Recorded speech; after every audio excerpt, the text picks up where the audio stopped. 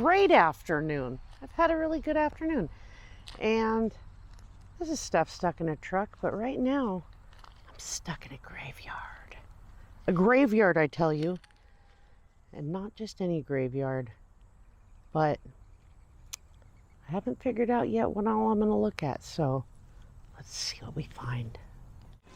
So I'm out here in the Ocala Forest, part of Florida I've never been to before.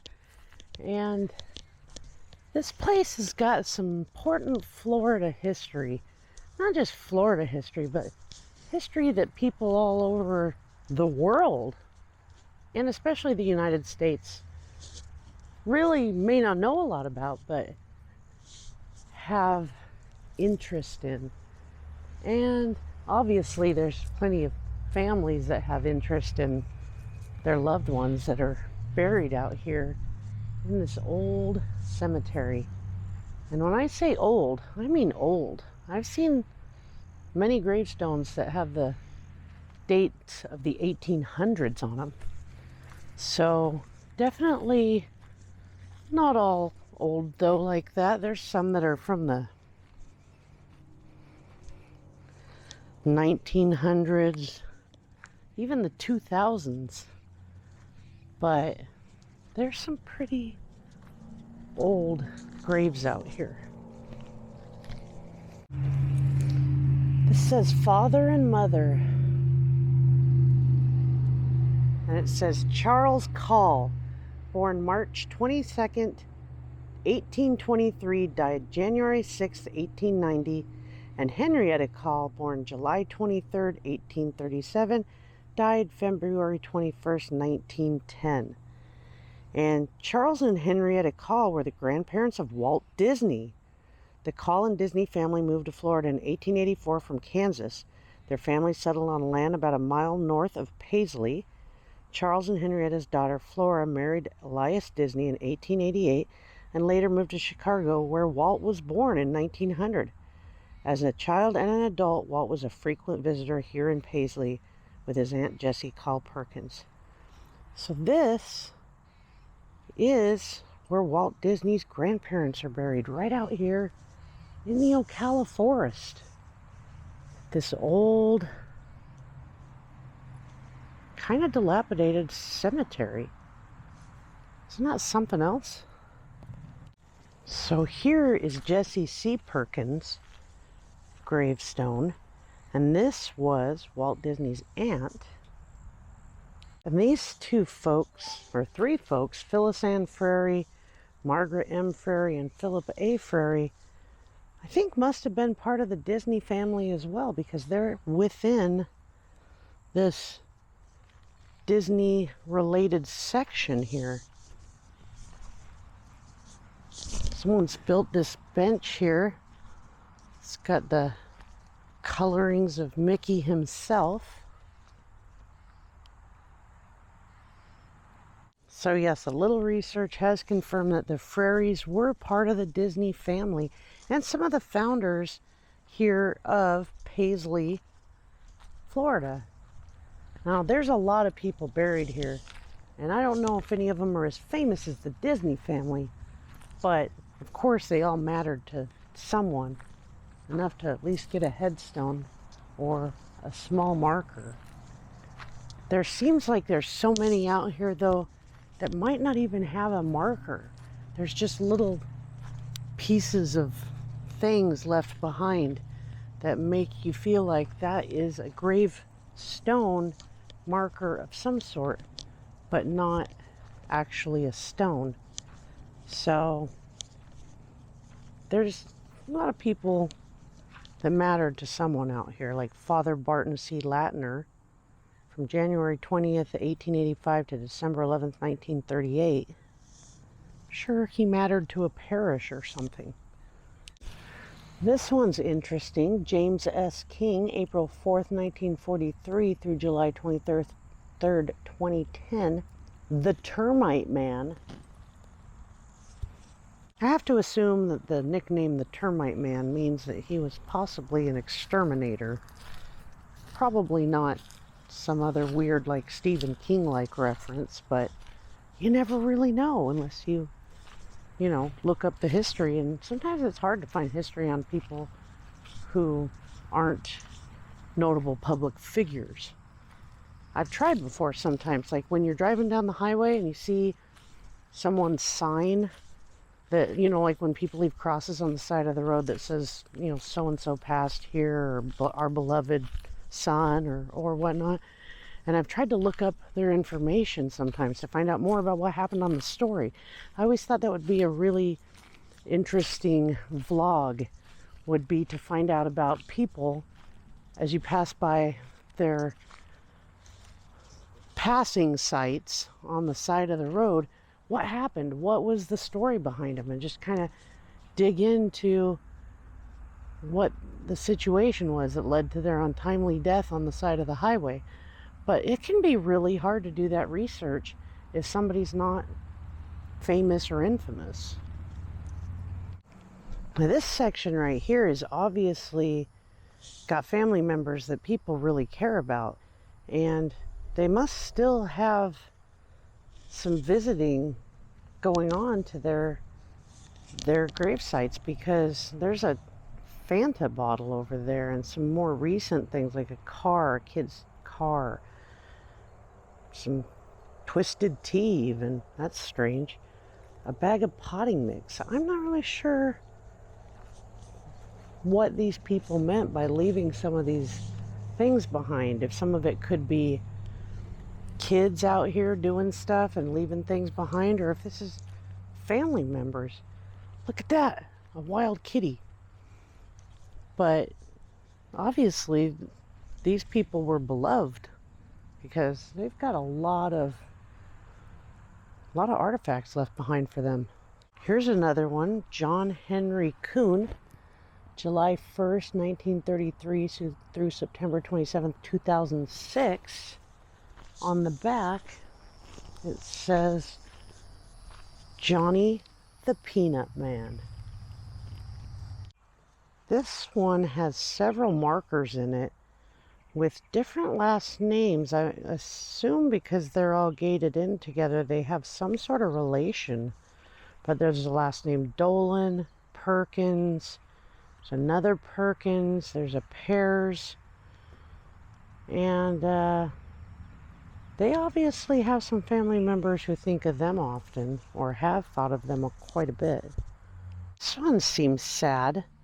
It's got a picture of these three ladies, and it says Sandra Sue Basinger, Ashley Marie Flynn, and Sarah Lorraine Flynn all passed away on February 2nd, 2007.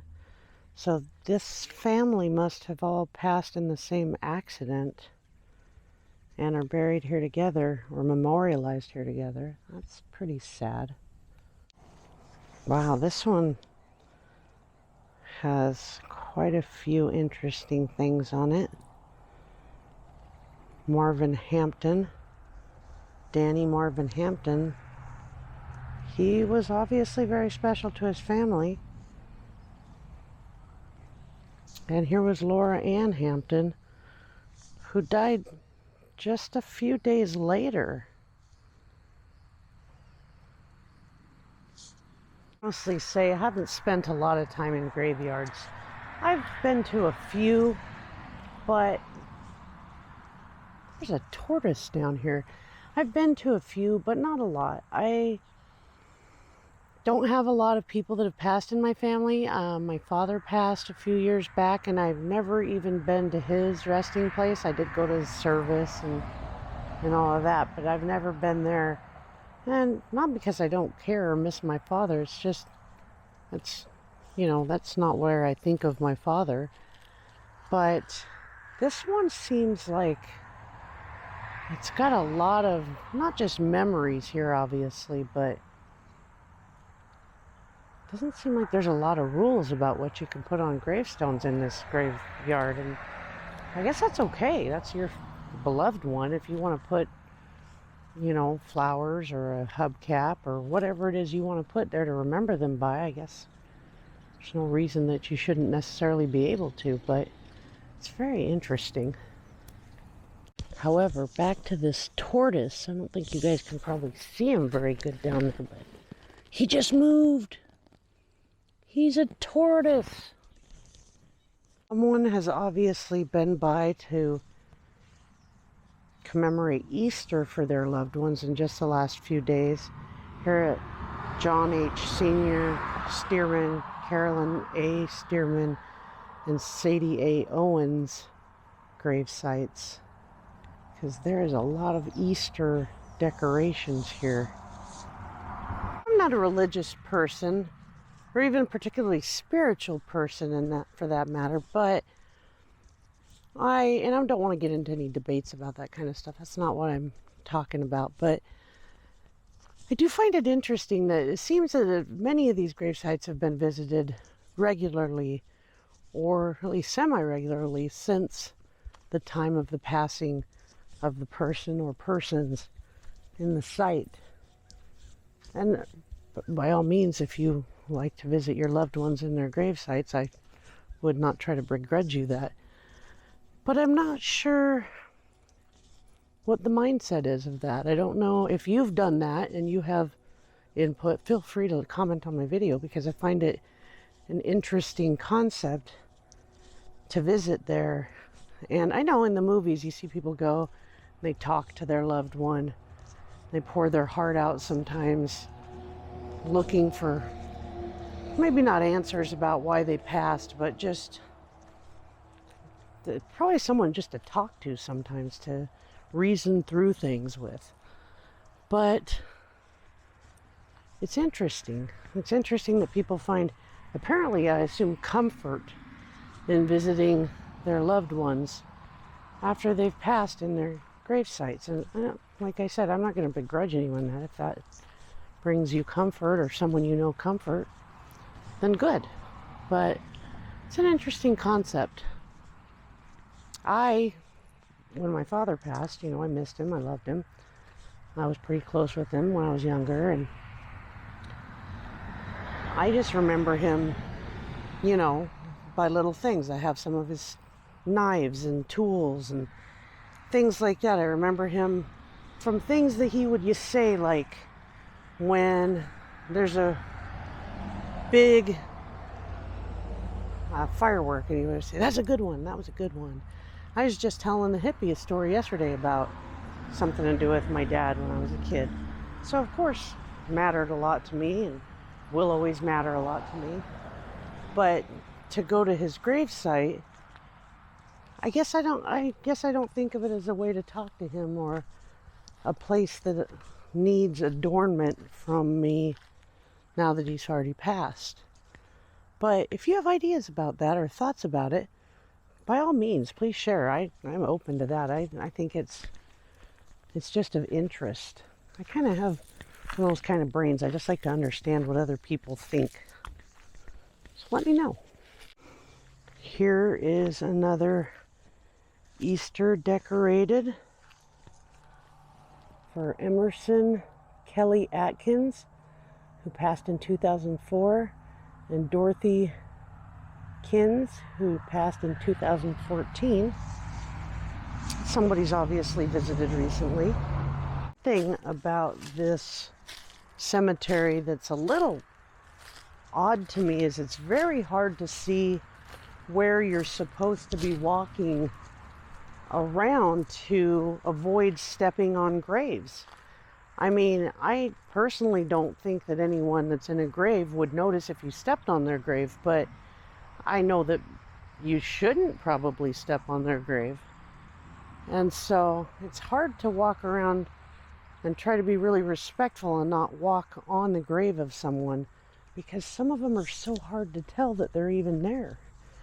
There's barely a marker, or they're right on top of each other.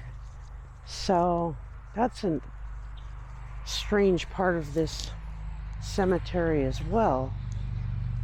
But there are a ton of people buried here, and they are still burying people here today, obviously, because I've seen some fairly new dates, but I've also seen some really old dates. Like, these are pretty old. They're from the 1900s, but This one doesn't even have a date. These headstones are all under this big magnolia tree, which makes me wonder if they planted the magnolia tree for some of the people who passed here, or maybe all of them, and it's grown up from the time of their passing, or did the magnolia tree plant itself here? Now, I have seen a lot of beer cans, beer bottles, mostly beer, some soda, but I don't know if that's family members coming here and having a beverage with their loved one and then leaving it behind, or if that's like people partying here in the cemetery and crushing up a can and leaving it next to someone's grandmother's grave. If so, that's pretty disrespectful. But I guess if it's your family member and you're talking to them and having a remembrance of them while having an adult beverage, then I guess that's okay too. So this one says, Mother, in memory of Elizabeth Henry, wife of Joseph Henry, February 14th, 1938 to April 28th, 1988, I think. Gone but not forgotten. This set here is for Ellison H. Crow, Confederate States Army, passed on December 17th of 1905. And I can't read who I assume is his missus over here. Could be someone else in the family, but that is some ornate fence work around this. I am sure this is some sort of weed, but look at how pretty the flowers are on it. Hopefully they don't cause stinging or something. Never seen one before. This place is pretty interesting. It's pretty special to a lot of people, obviously. There's a lot of important people and just regular people who are important to someone buried here. And it was very interesting to come here. It's a beautiful night here in Florida. And I got to see another part of Florida I've never seen. So this was an adventure all the same, even if it's a little bit more somber tone than usual. But I enjoyed seeing this and pondering why people think and do the things they do. So like I said, leave comments or questions, or hopefully I didn't offend anyone with my comments or questions. Like I said, I'm not judging. I just don't understand it the same way that you might understand it. So please like and subscribe if you like this content. And let me know if you want to see me go to more cemeteries. Hippie is always up to going to a cemetery and checking things out. So thanks for being friends. Have a wonderful night.